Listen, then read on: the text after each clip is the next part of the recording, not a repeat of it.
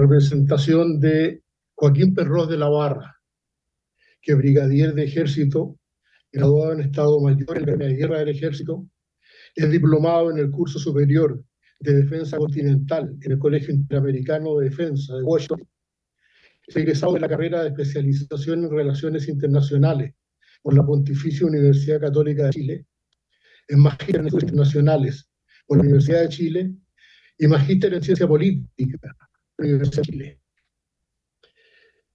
Excelentísimo tribunal, voy a ser muy breve, muy breve. Señor presidente me dijo por el tiempo que anoté, creo que voy a hacer muchísimo menos que eso.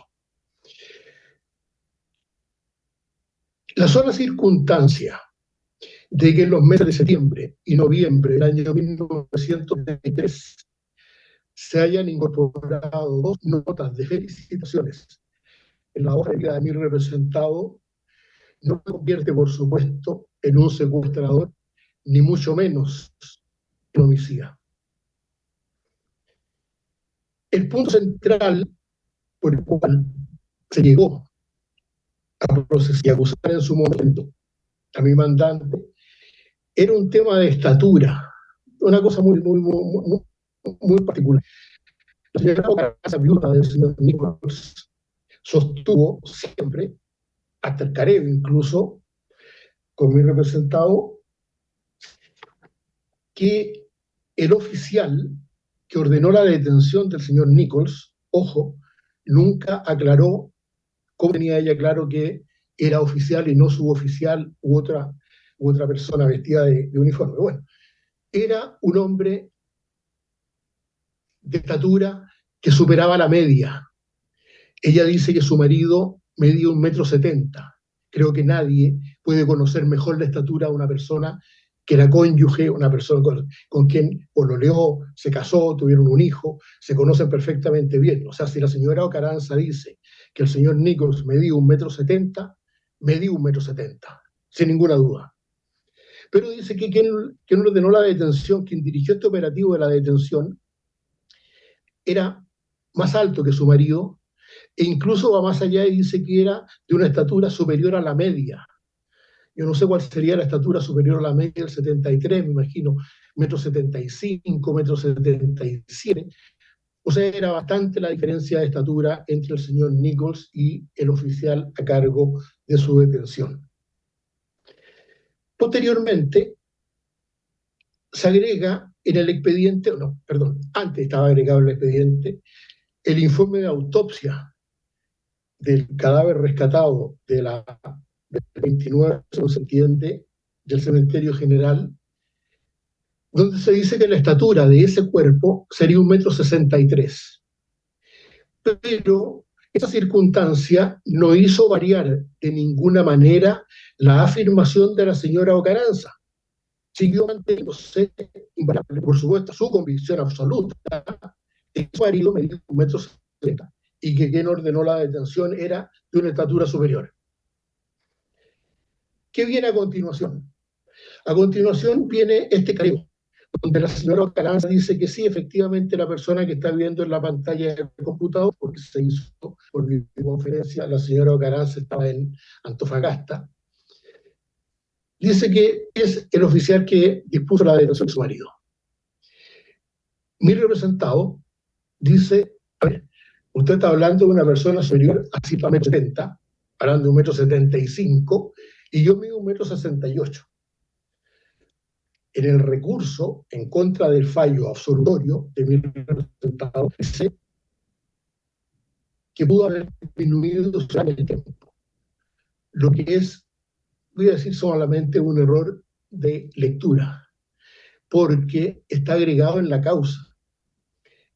Lo menciona el considerando 21º del fallo de primera instancia, que hizo propio el fallo de segunda, que mi representado, al momento de ser alumno de la escuela militar, medía 1,68 m. Y si no mal lo recuerdo, está establecido en una declaración de mi representado, donde él señala que en la escuela militar era conocido como el Chico Penrós, 1,68 m. Ahora, después del careo, se hizo un nuevo peritaje respecto a mi representado, donde dice que mide 1,66 m. O sea, Joaquín Penrós de la Barra nunca superado el 1,69 m, por tanto estuvo lejísimo, estaba lejos, y a lo mejor lejísimo de ser de una estatura superior a la del señor Nichols. Dije que iba a ser muy breve y quería solamente destacar eso porque es la forma en que se llegó a señalar a mi representado como supuesto secuestrador y descartaba esa situación en el sentido que haya tenido una estatura mayor. Creo que es innecesario seguir más adelante con la presentación, porque su señoría tiene todos los antecedentes a la vista, tiene todo el expediente a su disposición para el momento de dictar la sentencia definitiva. Por tanto, termino inmediatamente, excelentísimo tribunal, solicitando que se rechace el recurso de casación en el fondo interpuesto por el Ministerio de Justicia en contra de la sentencia absolutoria y se declare que, en tal sentido, esta sentencia no es nula y debe mantenerse la sentencia absolutoria, la calidad de absuelto de mi representado. Gracias, excelentísimo tribunal. Solicito, señor presidente, autorización para retirarme. Bueno, pues estado para retirarse. Seguimos entonces con doña Valentina Ana Balón. Gracias, señor presidente. Luego. Buenos días, muchas gracias, señor presidente. Con vuestra venia, alego en representación de los familiares de don Jaime Millanao y don Servando González, solicitando el rechazo de los recursos deducidos por los condenados por los siguientes argumentos. En primer término, por la similitud de los recursos, me referiré a aquellos interpuestos por los condenados que conformaron el pelotón de fusilamiento, a saber Padilla Barca, Palomino Zúñiga, Díaz Parada y Zúñiga Jofré. Sobre dichos recursos, se debe señalar que deben ser rechazados por errores formales al realizar peticiones subsidiarias, lo que está prohibido en este recurso de derecho estricto. En este sentido, Díaz Parada pide que se acojan en su beneficio eximentes de responsabilidad y en subsidio se les condene como encubridor. Y Zúñiga Jofré, Palomino Zúñiga y Padilla Barca piden que se les condene como cómplices y en subsidio como encubridores. Así, dicha situación, los recursos deben ser desestimados. No obstante lo señalado, respecto a la participación de las personas que conformaron el pelotón de fusilamiento, los considerandos 9º y 11º de la sentencia de segunda instancia son claros y contundentes al señalar que la complicidad corresponde a un comportamiento accesorio que complementa lo realizado por el autor. Así, lo relevante es que sin haber concretado el fin injusto, coopera en su realización. Dicho lo anterior, se debe consignar que los condenados en cuestión conformaron el pelotón de fusilamiento que se ubicó a 5 metros de las víctimas para luego disparar y darles muerte, no existiendo ninguna hipótesis de complicidad ni encubrimiento que considera a las personas que de propia mano lleven a cabo los delitos investigados, encuadrándose su participación en la autoría conforme al artículo 15, numeral 1 del Código Penal. Respecto a las circunstancias atenuantes solicitadas, todos ellos piden la contemplada en el artículo 211 del Código de Justicia Militar, empero se trata de un atenuante que resulta aplicable a delitos militares y comunes. Sin embargo, no nos encontramos frente a ninguna de estas categorías, sino que ante un crimen de lesa humanidad, por lo que no existe afectación en los dispositivos del fallo al tratarse de una norma inaplicable. Con todo, los recurrentes solicitan que se les conceda por habérseles ordenado subir a un camión, lo que francamente resulta insuficiente en caso de poder ser acogida. Por otro lado, respecto a la circunstancia atenuante de colaboración sustancial recurrida por Palomino Zúñiga y Padilla Barca, esta fue correctamente rechazada, en atención a que ambos niegan su participación, la cual se construye con declaraciones de los demás condenados y otros soldados testigos presenciales, lo que resulta manifiesto de una mera lectura del considerando 10º de la sentencia de segunda instancia. Finalmente, respecto a la circunstancia atenuante de haberse denunciado y confesado el delito y la media prescripción, cabe señalar que respecto a la primera atenuante, Díaz Parada únicamente confiesa su participación, pero no efectuó denuncia alguna, por lo que no se cumplen con los requisitos de concurrencia de la misma. Y por su parte, respecto a la media prescripción, son numerosos los fallos de esta excelentísima Corte pronunciándose acerca de esta institución y su improcedencia en los crímenes de lesa humanidad.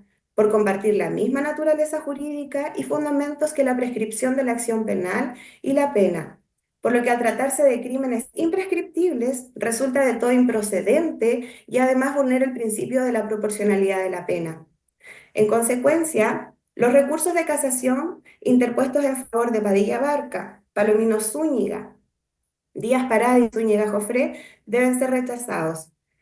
En cuanto al recurso de Albornoz Costa, este se funda en las causales primera y séptima del artículo 546 del Código de Procedimiento Penal, solicitando que se le apliquen las circunstancias atenuantes reguladas en el artículo 211 del Código de Justicia Militar y la del artículo 11, numeral 9 del Código Penal.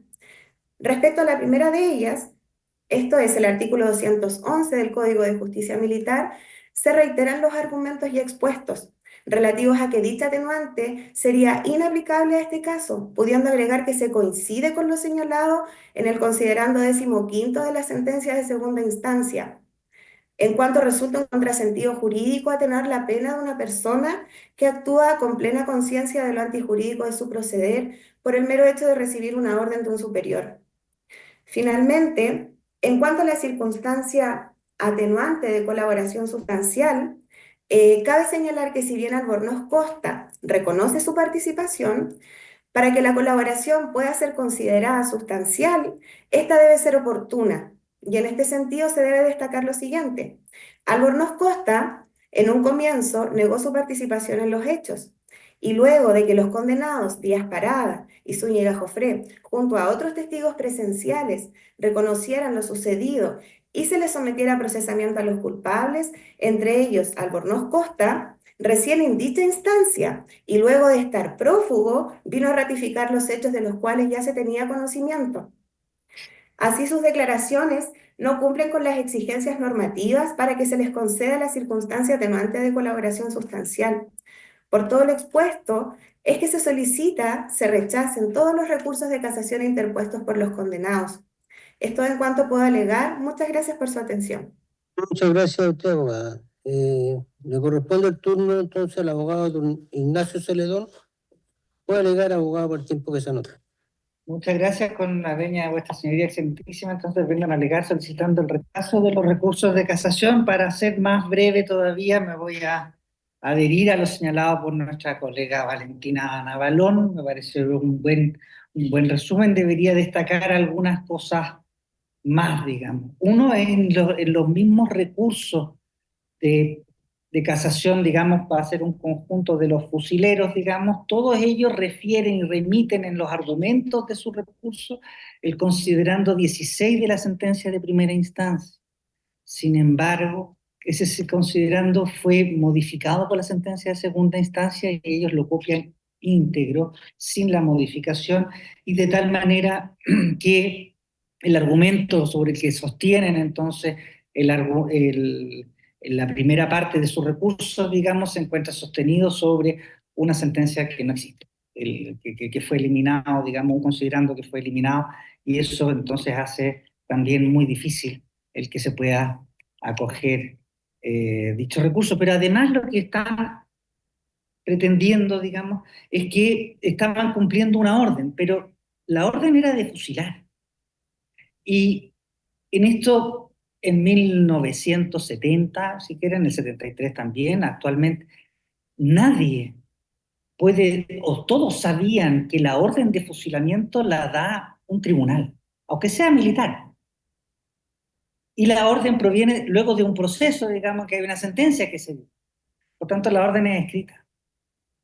Y entonces la petición verbal que le hace un superior a un inferior para que vaya y liquide a otra persona, nunca puede ser una orden legítimamente entregada y legítimamente obedecida, digamos, porque sabían ya en ese minuto de que no era una orden legítima, que no era una orden dada dentro del mando militar, por muy circunstancias excepcionales que afirman encontrarse.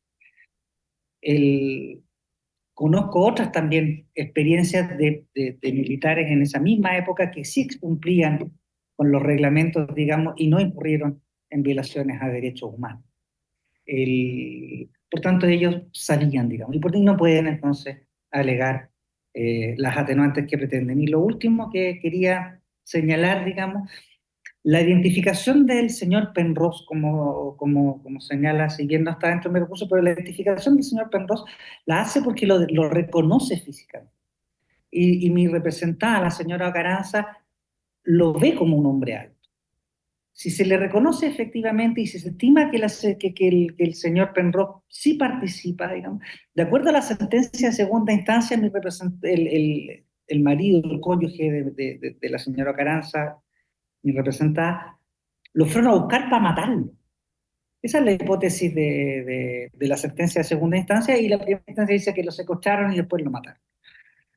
O sería un secuestro y entonces el señor Penrose, de acuerdo a la sentencia de segunda instancia, participa, porque es el que va a buscar a la víctima para que posteriormente se le fusile. Por tanto, tiene participación directa, digamos, y su reconocimiento no es por un problema de altura, sino porque ella lo reconoce físicamente. La discusión de centímetros más, centímetros menos, tiene que ver con las impresiones que uno tiene, digamos.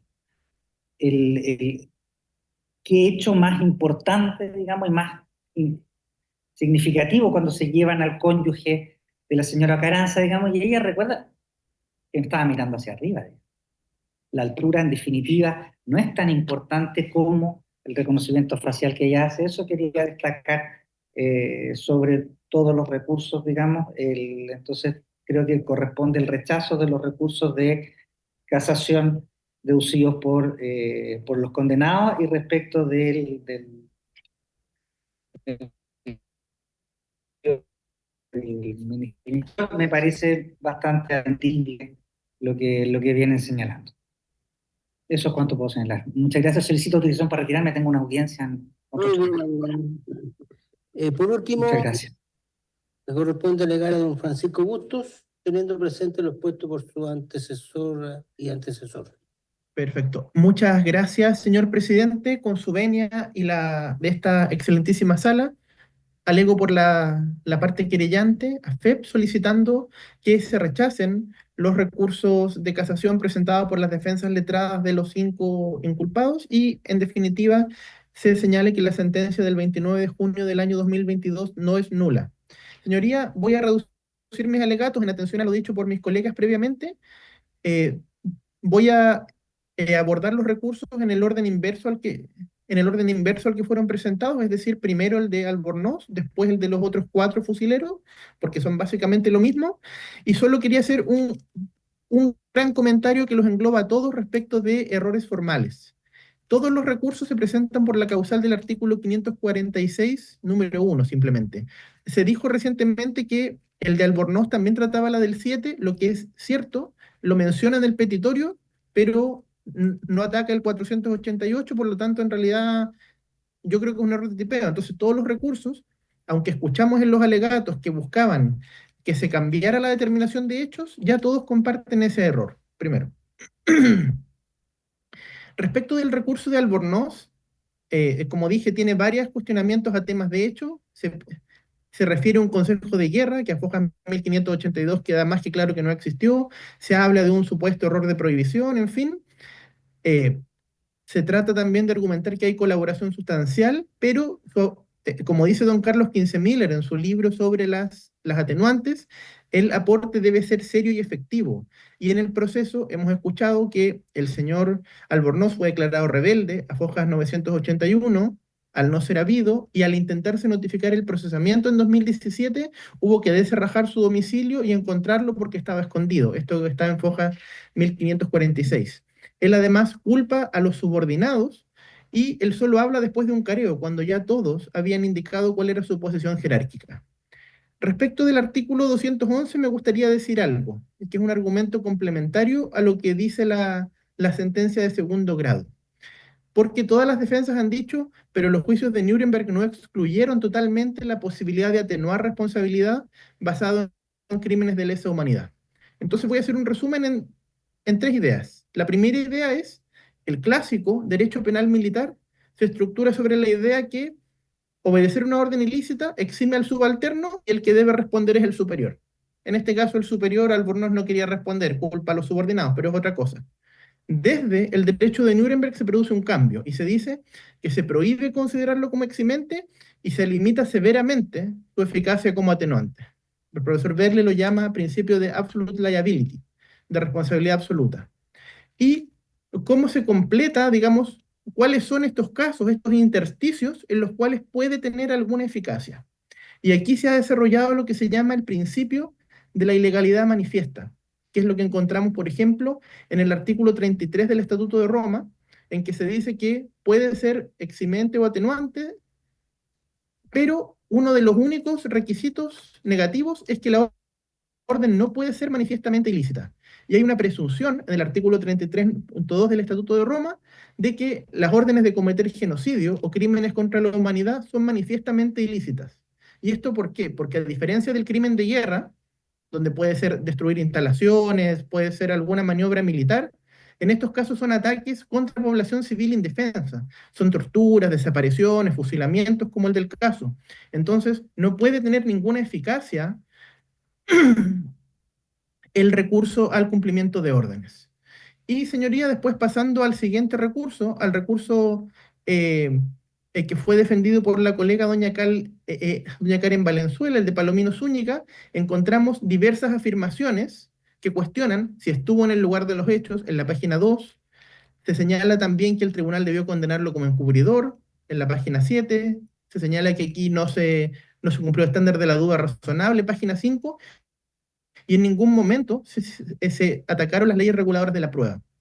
Entonces, señoría, solo por eso debiera rechazarse en lo formal, y respecto de la obediencia, yo me remito a lo que dije. Y además, el recurso tiene causales que son subsidiarias, que van o a las absoluciones o por otro lado a rebajar la pena. Respecto del recurso del señor Díaz, aquí también encontramos el mismo problema.